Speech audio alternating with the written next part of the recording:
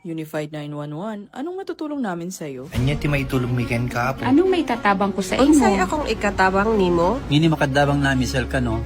Sa anumang wika o dialekto, may tulong na darating sa iyo.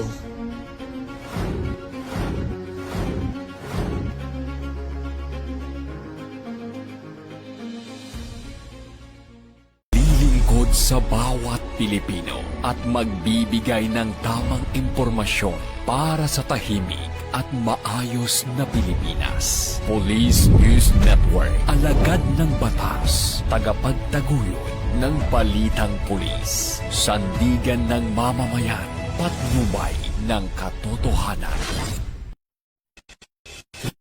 Kampo Krame, maghahatid ng pinakahuling kaganapan at nagbabagang balita. Ito ang PNN Police News Network. At ngayon, ang inyong mga tagapagbalita. Magandang araw, bagong Pilipinas. Ako ang inyong alagad ng batas, tagataguyod ng Balitang Pulis. Police Executive Master Sergeant Jonathan De Leon. At ako naman, si Miss Louise Suzanne Alba Lopez, Mrs. Asia Pacific All Nations 2022 Grand Winner and Luminous Woman of the Year 2023. Maghahatid sa inyo ng tamang balita, kwento ng pulis at serbisyo para sa mamamayan. Ito ang PNP News Online. Ang pangunahing balita ng Police News Network. Alagad ng batas, tagataguyod ng Balitang Pulis.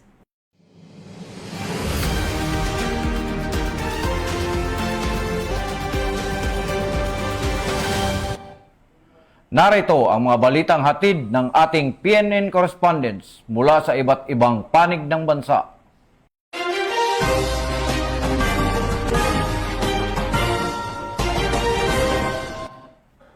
Apat na individual ang naaresto matapos makumpiskahan ng tinatayang 680 halaga ng hinihinalang shabu at sa ikinakasang anti-illegal drug operation ng mga operatiba ng Cainta Municipal Police Station sa Cainta, Rizal. Batay sa ulat, isinagawa ang operasyon matapos ang masusing surveillance at intelligence monitoring laban sa mga suspect na pinaniniwala ang sangkot sa iligal na kalakalan ng droga sa kanilang lugar. Ang buong detalye ng report mula kay Patrolman Junmar Abang. Sa illegal na droga na kinilala sa mga alias na Dan, 33 taong gulang, alias John, 29 taong gulang at alias Ian, 53 taong gulang ang naaresto ng mga operatiba ng Cainta Municipal Police Station matapos ang matagumpay na bypass operation na ikinasa sa Barangay San Andres, Cainta, Rizal, madaling araw ng Hunyo 2, 2026. Batay sa ulat na natanggap ni Police Colonel Attorney Eliazar R. Barber Jr., Provincial Director ng Rizal PPO, isinagawa ng Station Drug Enforcement Team ng Cainta MPS ang operasyon na may koordinasyon sa Philippine Drug Enforcement Agency na nagresulta sa pagkakaaresto ng 3 hinihinalang sangkot sa bentahan at paggamit ng iligal na droga. Nakumpiska sa operasyon ng 9 na piraso ng pakete na naglalaman ng hinihinalang shabu na may kabuang timbang na humigit kumulang 100 gramo at tinatayang may halaga na 680,000 pesos. Na-recover din ang isang pouch, marked money at perang hinihinalang mula sa iligal na transaksyon. Agad na ipinaalam sa mga naarestong sospek ang kanilang mga karapatang konstitusyonal bago isinailalim sa medical examination at iba pang kaukulang proseso. Dinala rin sila sa Provincial Forensic Unit para sa drug testing at laboratory examination habang inihahanda ang pagsasampa ng mga kasong paglabag sa Sections 5 at 11, Article 2 ng Republic Act 9165 o Comprehensive Dangerous Drugs Act of 2002. Mula dito sa Rizal Police Provincial Office, ako ang inyong PNN correspondent, Patrolman Junmar Abang, alagad ng batas, tagapagtaguyod ng Balitang Pulis. Maraming salamat, Patrolman Abang.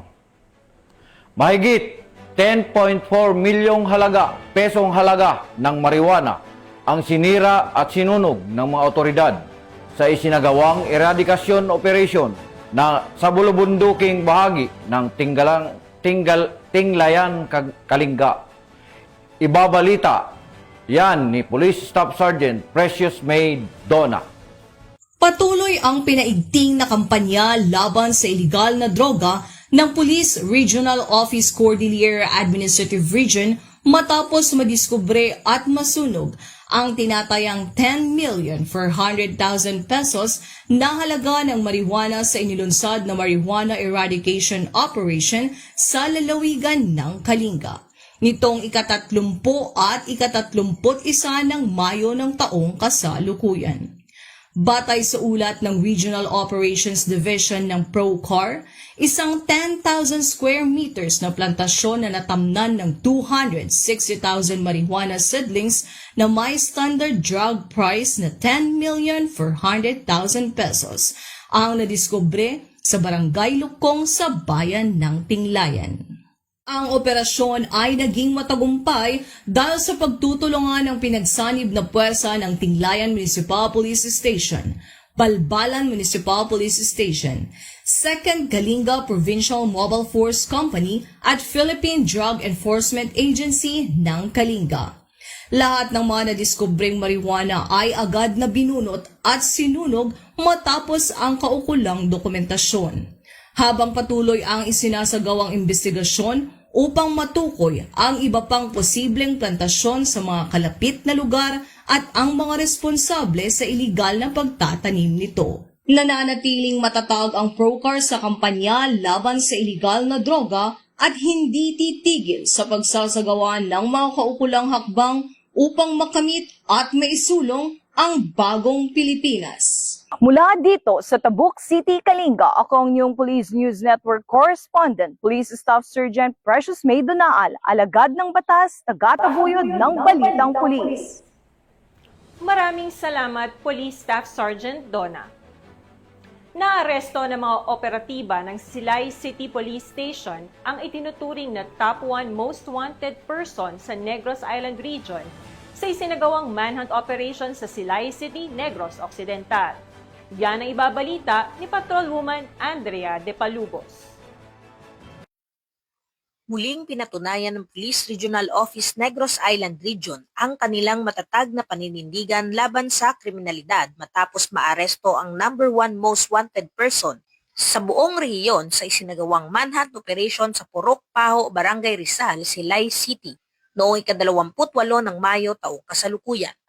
Sa pamamagitan ng masinsinan at intelligence-driven na operasyon ng Silay City Component City Police Station sa ilalim ng Negros Occidental Police Provincial Office, matagumpay na naaresto ang sospek na kinilala na si alias Clark na matagal nang pinaghahanap ng batas dahil sa kinakaharap nitong 6 na kaso ng frustrated murder at 2 kaso ng attempted murder. Ayon sa investigasyon, ang sospek ay kabilang umano sa mga nasangkot sa isang madugong insidente ng pamamaril at nag-ugat sa alitan ng magkabilang kampo sa panahon ng halalan. Ang naturang insidente ay ikinasawi ng 2 katao at ikinasugat ng 8 iba pa, dahilan upang magsampa ng kaukulang kaso laban sa mga sangkot. Ipinakita ng PRO-NIR ang kanilang profesionalismo at mahigpit na pagsunod sa batas sa buong operasyon. Matapos maaresto, agad na ipinaalam sa sospek ang kanyang mga karapatan at isinagawa ang mga kinakailangang proseso alinsunod sa umiiral na mga patakaran. Ang matagumpay na pagkakaaresto ay isa lamang sa mga patunay ng walang humpay na kampanya ng kapulisan laban sa mga nagtatago sa batas. Layunin ng mga ganitong operasyon na tiyakin ang kaligtasan ng mamamayan, mapanatili ang kapayapaan at kaayusan sa komunidad at maihatid sa hukuman ang mga taong may pananagutan sa batas. Sa ilalim ng adhikaing Bagong PNP para sa Bagong Pilipinas, serbisyong mabilis, tapat at nararamdaman, patuloy na pinaiigting ng Police Regional Office Negros Island Region ang kanilang mga operasyon upang walang kriminal ang makaligtas sa kamay ng batas. Ang tagumpay na ito ay nagsisilbing malinaw na mensahe ng ang kapulisan ay nananatiling matatag, maagap at nakatuon sa pagbibigay ng ligtas at mapayapang pamayanan para sa lahat. Mula dito sa Police Regional Office Negros Island Region, ako ang inyong Police News Network Correspondent, Patrolwoman Andrea De Palubos.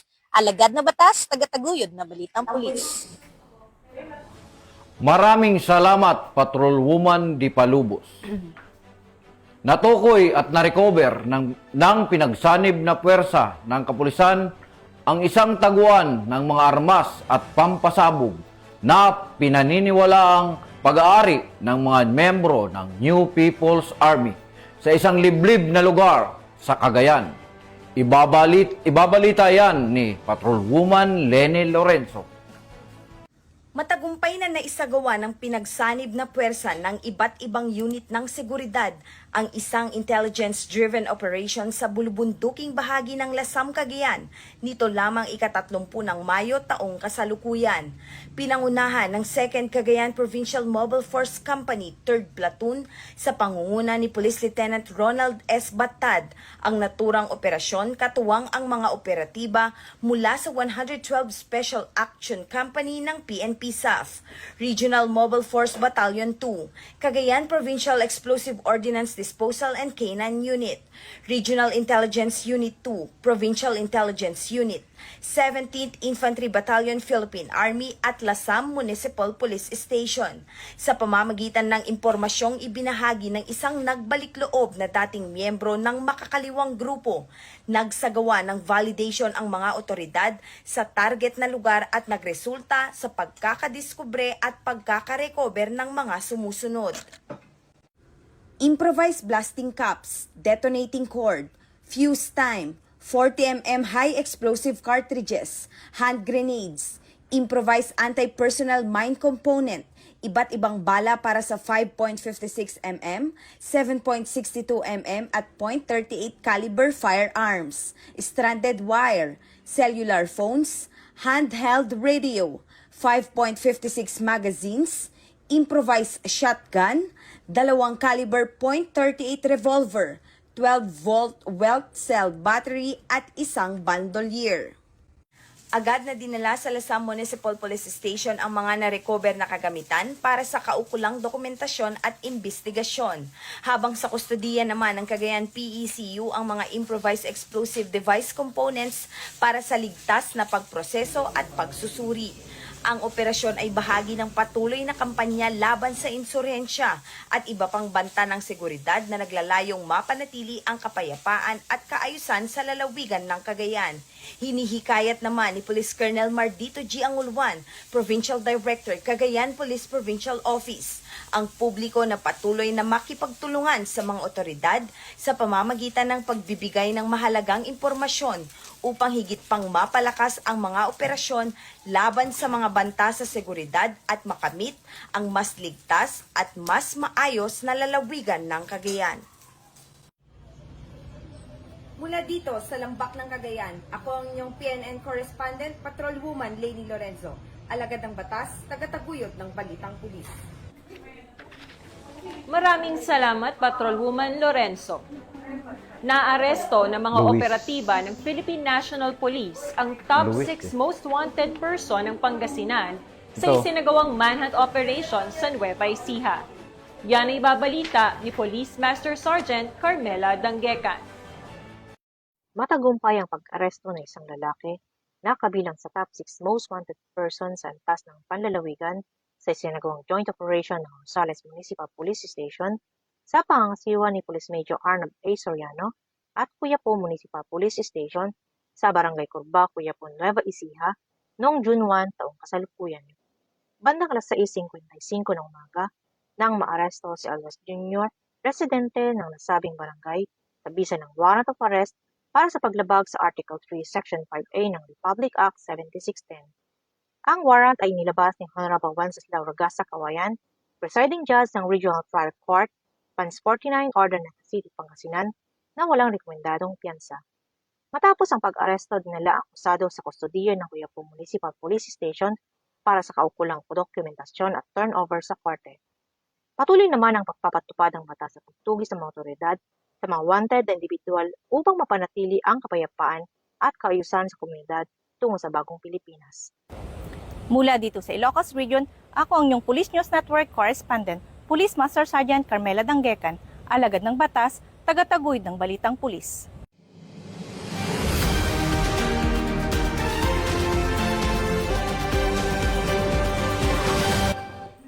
Maraming salamat, Police Master Sergeant Danggecan.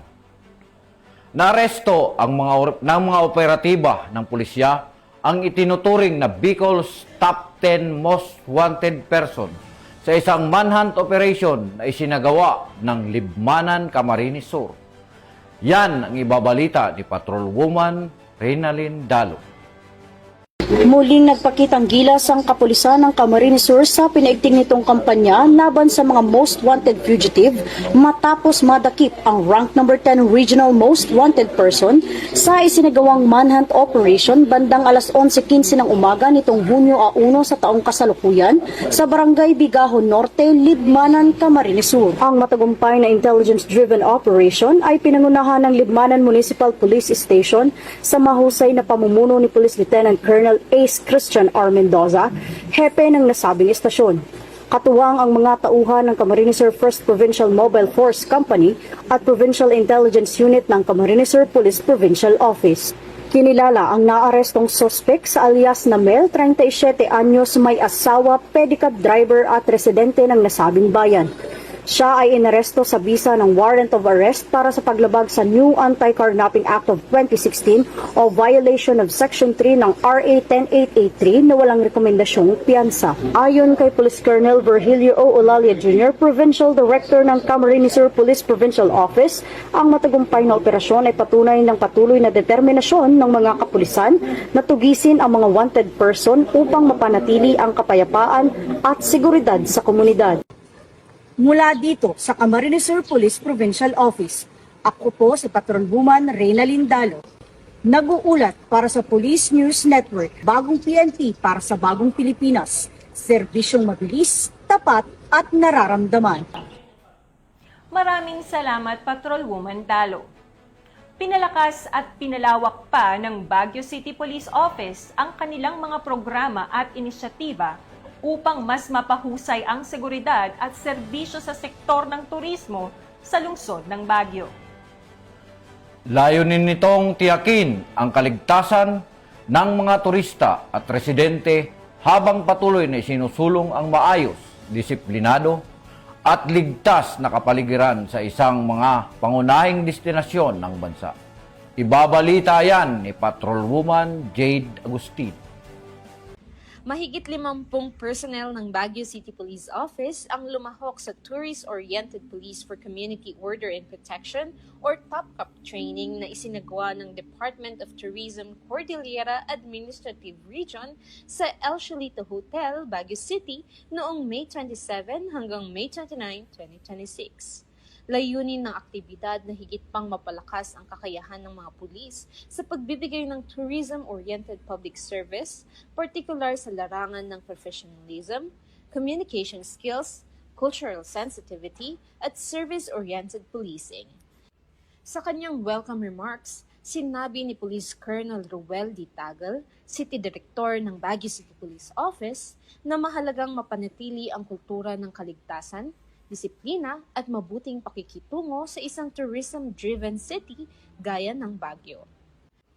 Tampok sa pagsasanay ang iba't ibang lecture, workshop at talakayan mula sa mga kinatawan ng DOT CAR, National Commission on Indigenous Peoples, City Tourism Office at iba pang partner agencies hinggil sa tourism awareness, cultural sensitivity, public assistance, customer service at ang papel ng mga pulis sa pagpapanatili ng ligtas at tourist-friendly na komunidad.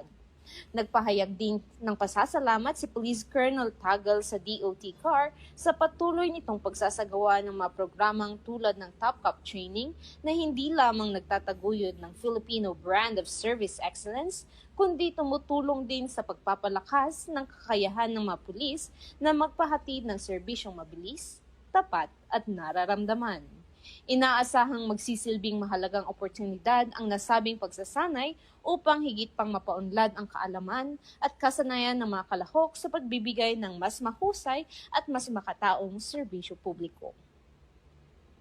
Mula dito sa Baguio City Police Office, ako ang inyong PNN correspondent, Patrolwoman Jade Agustin, alagad ng batas, tagataguyod ng Balitang Pulis.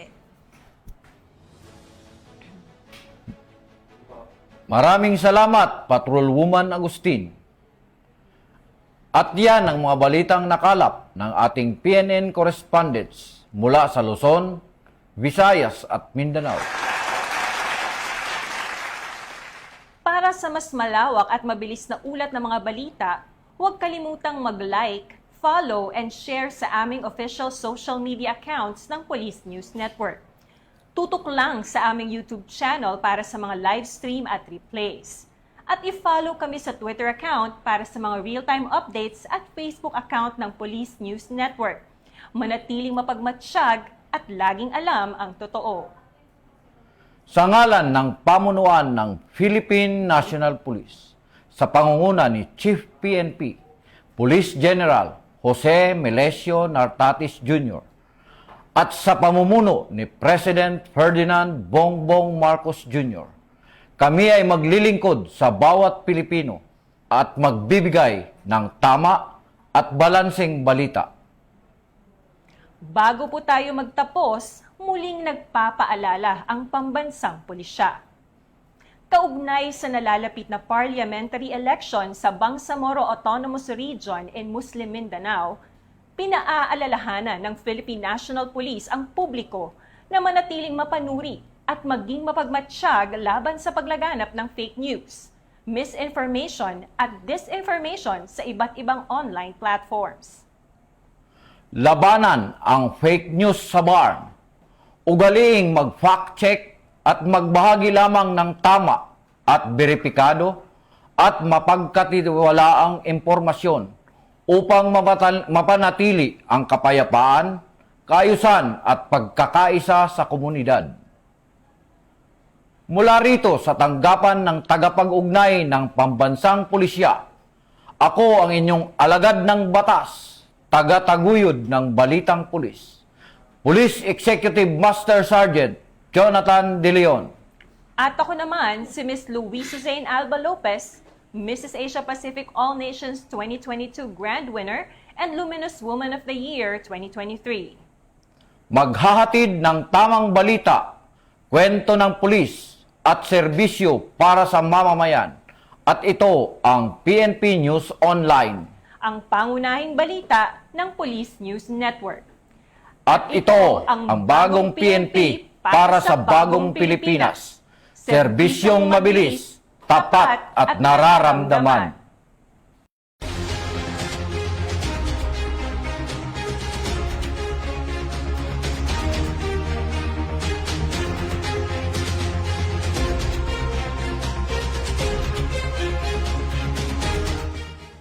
Police News Network, alagad ng batas, tagapagtaguyod ng balitang pulis.